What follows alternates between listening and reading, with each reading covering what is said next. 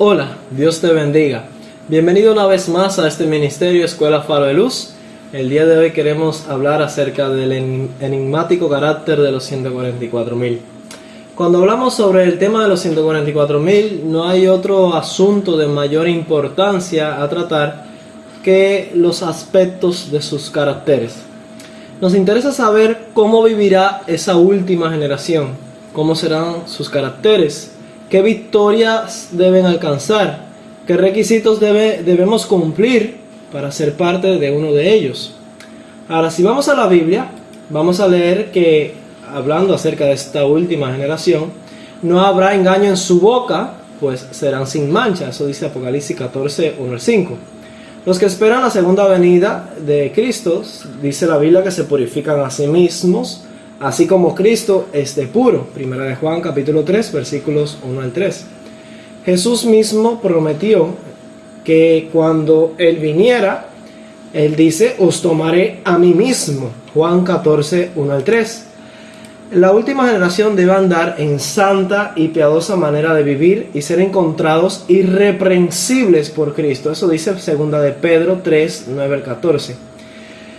Dios será glorificado en sus santos. Eso dice segunda de Tesalonicenses 1, 10 al 12. La última generación debe estar santificada por completo en todo el ser, alma y cuerpo, guardada irreprensible para la venida del Señor.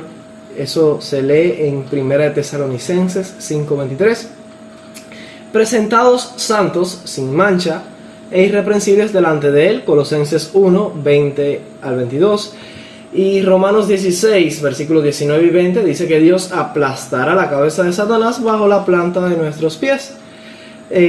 Tenemos que ser encontrados en santidad e irreprensibles para la venida del Señor, dice 1 Tesalonicenses 3, 12 y 13. Irreprensibles en el día de nuestro Señor, 1 Corintios 1, 7 y 8. Y la multiforme sabiduría de Dios será dada a conocer por medio de la iglesia, según Efesios 3, 8 al 10. El nombre de nuestro Señor Jesucristo será glorificado en nosotros, según 2 de Tesalonicenses 1, 11 al 12. Así que todo esto son conceptos bíblicos. La teología de la última generación no se ha inventado nada de esto. Ahora, los profetas del Antiguo Testamento también hablaron acerca de esto, y en Apocalipsis capítulo 10 versículo 7 nosotros leemos allí sobre la consumación del misterio de Dios. Ese misterio de Dios es Cristo en nosotros, la esperanza de gloria, y a fin de presentar perfecto en Cristo Jesús a todo hombre, según Colosenses 1, 24 al 29. Según el profeta Jeremías, ya que el libro de Apocalipsis dice que sobre esto de la consumación del misterio de Dios fue anunciado por los profetas. Eso lo podemos ver comprobado en Jeremías 50, 20. Allí el profeta Jeremías dice que la maldad del pueblo de Dios no aparecerá, o sea, no será encontrada, no serán hallados los pecados del pueblo de Dios. Sofonías 3, 11 al 13 dice que Dios dejará a un pueblo que no hará pecado ni dirá mentira. Ezequiel 36, 20 al 23 dice que Dios va a santificar su nombre profanado cuando sea santificado en nosotros. Así que la Biblia es clara y definida en este aspecto. No puede encontrarse mancha o defecto alguno en el carácter de los 144.000 o la última generación. La misión de esta última generación tiene implicaciones grandísimas en el conflicto de los siglos. Dios se ha propuesto refutar ciertas acusaciones que el diablo ha planteado contra el gobierno de Dios y su ley mediante esta generación. En ellos se verá la consumación del misterio de Dios. Este tema es en verdad un campo infinito, amplio y profundo, del que podríamos extraer tesoros inagotables e increíbles. Ahora vamos a ver un poco en el espíritu de profecía acerca de las características de los 144.000. En el libro Mensajes Selectos, tomo 3, página 485, párrafo 1, dice lo siguiente: uno de los rasgos notables en la presentación de los 144.000 es que en su boca no fallaba mentira. Ella cita Apocalipsis 14:5, dice: el Señor ha dicho, bienaventurado el hombre en cuyo espíritu no hay engaño. Salmo 32, versículo 2. Ellos profesan ser hijos de Dios y son presentados como siguiendo al Cordero por donde quiera que va. Aparecen delante de nosotros como estando en pie sobre el monte de Sión, ceñidos por el servicio santo, vestidos de un blanco manto de lino, y que es la justicia de los santos. Ahora termina diciendo la cita: pero todos los que sigan al Cordero en el cielo lo habrán seguido antes en la tierra con una obediencia confiada, amante y dispuesta. Lo siguieron no en forma displicente y caprichosa, sino con toda confianza, lealmente, como el rebaño sigue al pastor. Ahora hablemos un poco acerca del carácter de Cristo y los 144,000. Si usted va a su Biblia y lee en Juan 14:30, allí acerca de Jesús se dice: el Cristo declaró al hablar de sí mismo: viene el príncipe de este mundo, mas no tiene nada en mí. Ahora, hay mucho debate en el mundo, en el sector teológico adventista, acerca de lo que significa esta palabra: no tiene nada en mí. Algunos lo llevan al plano de la naturaleza humana de Cristo en el aspecto biológico hereditario, o sea, su carne, la herencia humana de Cristo. Sin embargo, estoy seguro y convencido de que esto se refiere al carácter y no a la naturaleza humana de Cristo. Eso lo podemos ver evidente cuando leemos El conflicto de los siglos, página 607, párrafo 3. Allí dice que Satanás no pudo encontrar nada en el Hijo de Dios que le permitiese ganar la victoria. Con eso todos estamos de acuerdo. Sigue diciendo: Cristo guardó los mandamientos de su Padre y no hubo en él ningún pecado de que Satanás pudiese sacar ventaja. Hasta ahí todo ok. Ahora dice a continuación: esta es la condición en que deben encontrarse los que han de poder subsistir en el tiempo de angustia. Así que hablándonos de la última generación, dice que ese estado que en Juan 14:30 se refiere a Cristo como que no tenía, o sea, Satanás no encontró nada en Cristo, ninguna evidencia de pecado, no había nada en él que respondiera a los ataques de Satanás. Dice aquí que esta es la misma condición que debe ser hallada en la última generación, en los 144,000, así que no puede estar refiriéndose a la naturaleza humana de Cristo, sino al carácter que él tuvo, un carácter que puede ser reproducido en la iglesia. Ese mismo carácter de Cristo que dice él: no tiene nada en mí, refiriéndose a Satanás, de la misma manera se va a cumplir nuevamente en la última generación. Esa es la condición en que deben encontrarse los 144,000. Otra cita aparece en la matutina Reflejemos a Jesús, página 300, párrafo 6, dice: viene el príncipe de este mundo, dijo Jesús, y él nada tiene en mí. Vuelvo a citar Juan 14:30. No había nada en él que respondiera a los sofismas de Satanás. Él no consintió en pecar, ni siquiera en un pensamiento se dio a la tentación. Ahora dice a continuación: así puede ser en nuestro caso. De la misma manera en la que el diablo no encontró nada en Cristo, ninguna evidencia de pecado, así va a ser en nuestro caso, más específicamente en la última generación. Ahora hablemos un poco acerca del sello de Dios y el carácter de los 144,000. Se dice que los 144,000 deben tener el sello de Dios. Ahora, hablándonos del sello de Dios en Testimonios para la Iglesia, tomo 5, la página 199, párrafo 2, allí la hermana White dijo lo siguiente: ninguno de nosotros recibirá jamás el sello de Dios mientras nuestros caracteres tengan una mancha. Nos toca a nosotros remediar los defectos de nuestro carácter, limpiar el templo del alma de toda contaminación. Entonces la lluvia tardía caerá sobre nosotros como cayó la lluvia temprana sobre los discípulos en el día de Pentecostés.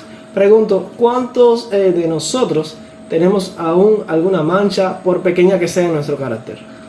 ¿Nos estamos preparando para el sello de Dios? ¿Estamos colocando todos nuestros esfuerzos en procura de esta misión? En realidad no se trata en este caso meramente de nuestra salvación. De hecho, hay realmente implicaciones, fuertes implicaciones en este asunto. La razón por la que la última generación debe ser necesariamente sin mancha se debe primordialmente a un asunto de vindicación y no a una cuestión de salvación, aunque necesariamente está implicada en ello.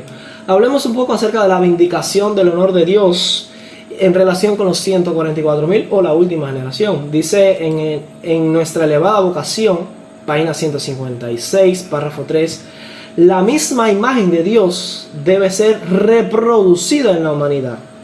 El honor de Dios y el honor de Cristo está implicado en la perfección del carácter de su pueblo. Ahora, más que de nuestra salvación, podemos leer aquí que se trata del honor de Dios y del honor de Cristo. Se trata de vindicación, sería la palabra clave aquí: vindicación, refutación o demostración. Todo este asunto está estrechamente vinculado con la doctrina del juicio investigador, la purificación del santuario y el gran conflicto de los siglos. También fuertemente relacionada con la doctrina de la justificación por la fe y por supuesto con el mensaje del tercer ángel. En Palabras de Vida del Gran Maestro, página 47, párrafo 5, dice lo siguiente: Cristo espera con un deseo anhelante la manifestación de sí mismo en su iglesia. Cuando el carácter de Cristo sea perfectamente reproducido en su pueblo, entonces, y solo entonces, vendrá Él para reclamarlos como suyo. Ahora comenzamos a comprender textos como 1 de Juan, capítulo 3, versículos 1 al 3, donde dice allí que el que tiene esta esperanza, la esperanza de encontrarse con Cristo en la segunda venida, dice que se purifica a sí mismo, así como Jesús era de puro. O textos como Juan 14, 1 al 3, donde está la promesa del segundo advenimiento de Cristo. Allí se lee que Jesús viene para tomarnos a sí mismo. Dice, os tomaré a mí mismo. Eso queda fuertemente relacionado con la cita que acabamos de leer. Ahora hablemos un poco acerca del fuerte pregón o clamor. Durante siglos la iglesia se ha esforzado por cumplir con la profecía de Mateo 24:14, donde dice que el evangelio será predicado a todo el mundo para testimonio a todas las naciones. Ahora, todo en la iglesia gira primordialmente sobre esta misión. Y tristemente hemos caído en extremos dañinos y perjudiciales para la iglesia en ciertas ocasiones, buscando cantidad en vez de calidad, colocando así la carreta delante de los bueyes. Y por alguna razón, por mucho que algunos se han esforzado, no hemos avanzado mucho en esta misión. Tal vez el pueblo que Dios precisa para tal tarea aún no se ha consagrado ni preparado para recibir el sello de Dios. En Palabras de Vida del Gran Maestro, página 342, párrafo 4, dice: el último mensaje de clemencia que ha de darse al mundo es una revelación de su carácter de amor. Los hijos de Dios han de manifestar su gloria. En su vida y carácter han de revelar lo que la gracia de Dios ha hecho por ellos. Pregunto, ¿lo que la gracia de Dios ha hecho por nosotros? Esa es en verdad la gran consumación del misterio de Dios. ¿Qué es lo que la gracia de Dios ha hecho por nosotros? ¿Nos ha perdonado meramente? O sea, nos ha perdonado en el pasado, nos continúa perdonando y necesariamente debe continuar perdonándonos hasta que Cristo venga. ¿Es eso lo mejor que conocemos de la gracia de Dios? ¿Qué tal sobre su poder para guardarnos de pecar, como dice Judas 24? Hay una cita muy interesante en la Review and Herald, 1 de abril de 1902, párrafo 8, dice: Cristo ha hecho todas las provisiones para la santificación de su iglesia. Ha hecho abundante provisión para que cada alma tenga tal gracia y fuerza que sea más que un vencedor en la guerra contra el pecado. El Salvador es herido de nuevo y avergonzado abiertamente cuando su pueblo no presta atención a su palabra. Él vino a este mundo y vivió una vida sin pecado para que en su poder su pueblo también pueda vivir una vida sin pecado. Él los desea practicando los principios de la verdad para mostrar al mundo que la gracia de Dios tiene poder para santificar el corazón. Qué triste, una cita tan clara, y que en el adventismo esto no está siendo comprendido y más bien está siendo atacado. Ahora, esa demostración final se verá manifestada en las vidas de los 144,000 sellados. Este es el corazón de la doctrina de la última generación. No se trata de un capricho, de un caprichoso punto polémico desarrollado por el pastor Andreasen, tampoco por la teología, una nueva teología o una idea novedosa traída por Jones y Wagner, sino de una verdad. Esto es una verdad sostenida por la palabra de Dios y los testimonios de la hermana White, y yo creo que ha sido comprobado el día de hoy. Ahora voy a terminar con esta cita. Dice Conflicto de los Siglos, página 421, párrafo 1. Los que vivan en la tierra cuando cese o termine la intercesión de Cristo en el santuario celestial deberán estar firmes ante la mirada atenta de un Dios santo sin un mediador. Sus vestiduras deberán estar sin mácula, sus caracteres purificados de todo pecado por la sangre de la expiación. Por medio de la gracia de Dios y sus propios y diligentes esfuerzos deberán ser vencedores en la lucha contra el mal. Mientras prosigue el juicio investigador en el cielo, mientras los pecados de los creyentes arrepentidos son quitados del santuario, debe haber una obra especial de purificación, de eliminación del pecado entre el pueblo de Dios en la tierra. Esta obra está presentada con mayor claridad en los mensajes de Apocalipsis 14. Que Dios te bendiga.